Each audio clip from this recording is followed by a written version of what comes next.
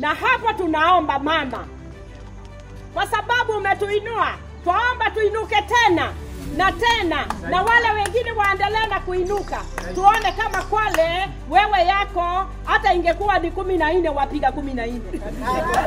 Wacha hiyo 7. Ingekuwa ni hiyo double ingekuwa hivyo. Kwa hivyo tunashukuru na tunaomba tupewe tena. Hiyo ndio ombi letu.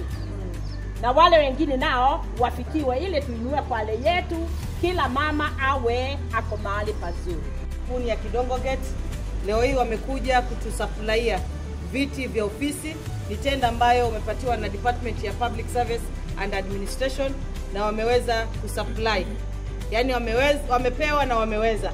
Leo wameleta ile timu ya ukaguzi imefanya ukaguzi na sisi tuna receive rasmi kwa sababu kina mama wametuletea. Na niseme ni washukuru kina mama kwa kuweza kubali kuitikia mwito wa kuunda kampuni, na leo wameweza kupata tenda hii, na imani kesho watapata tenda nyingine, kesho kutwa na nyingine, na hiyo tayari wametengeneza opportunity ya kazi.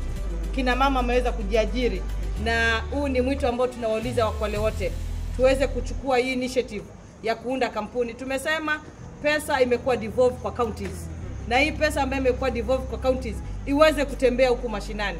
Leo kina mama wa Kidongo Gate wakilipwa tenda hii, pesa itatembea hapo kubwa na Kwale kwa jumla.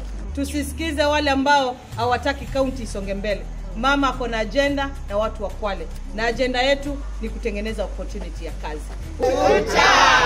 Tunasemaje?